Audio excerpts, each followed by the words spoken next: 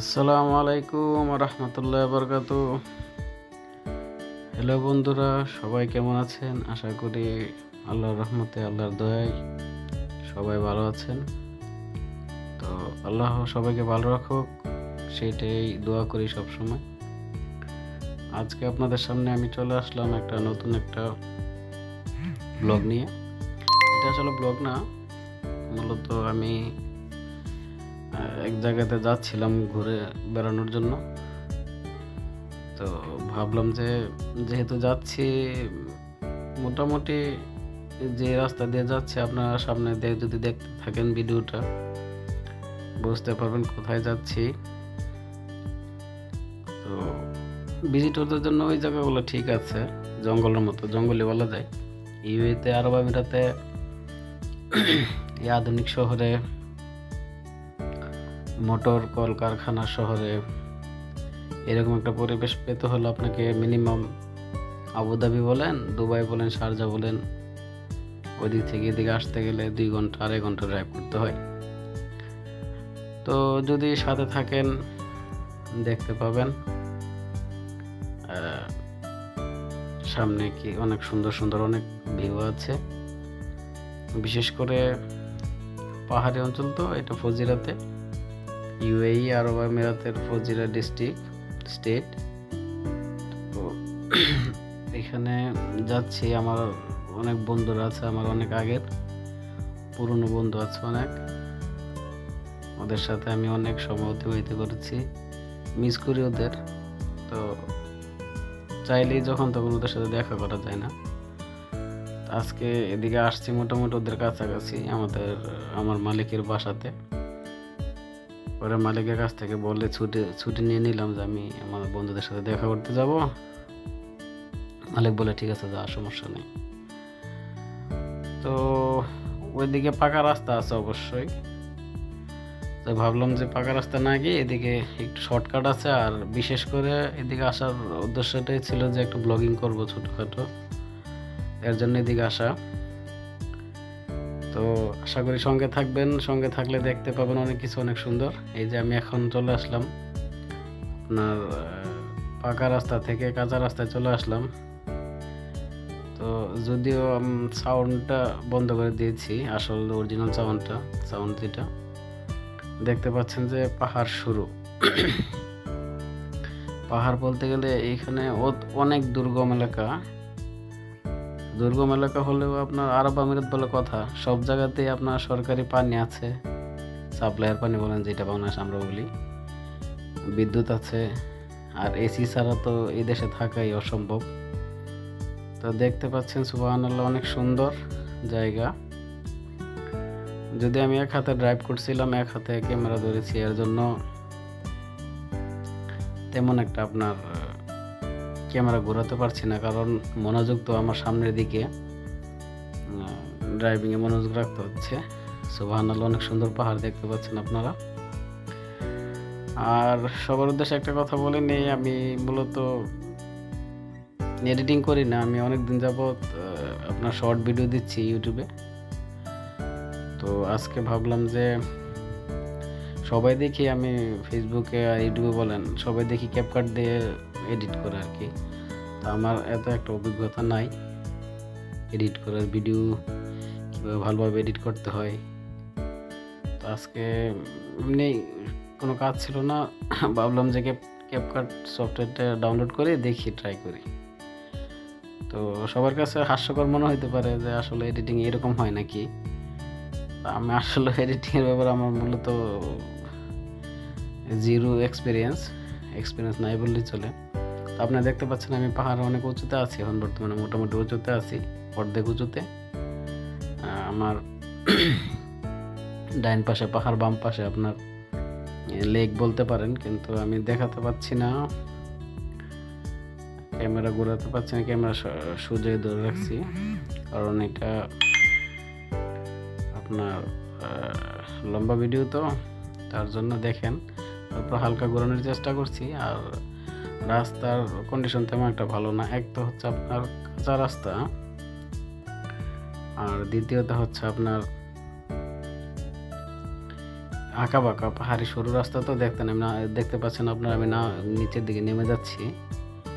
তো মোবাইলে তেমন একটা ভিউ আসে না, মানে চারোদিক দিয়ে আসে না, ওভারঅল সব সাইড দিয়ে নেওয়া যায় না। তারপর আলহামদুলিল্লাহ অনেক সুন্দর, সুবহানাল্লাহ, আল্লাহর সৃষ্টি নিঃসন্দেহে অনেক সুন্দর, যেগুলা এক্সপ্লেন করার মতন আমাদের ভাষা বা জ্ঞান ওইটা আমার নাই। তো অনেক সুন্দর। এদিকে যারা যারা আমার ব্লগ যারা দেখেন, যারা আরব আমিরাতে আছেন, তারা যদি এদিকে আসেন তাহলে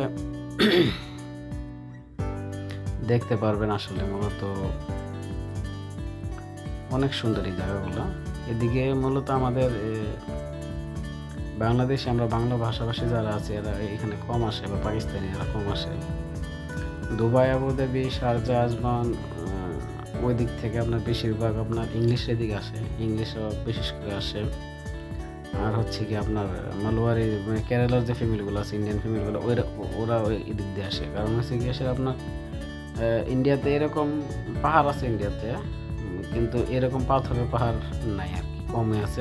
যারা কেরালার সাইড, এটা তো সবুজ পাহাড় আমাদের বাংলাদেশের মতো, পাথরের এরকম শুনশান পাহাড় নাই। তো বেশিরভাগ সময় আমি যখন আগে এখানে ছিলাম, এখানে প্রায় আমি 8 বছর অতিবাহিত করেছি এই এলাকাতে।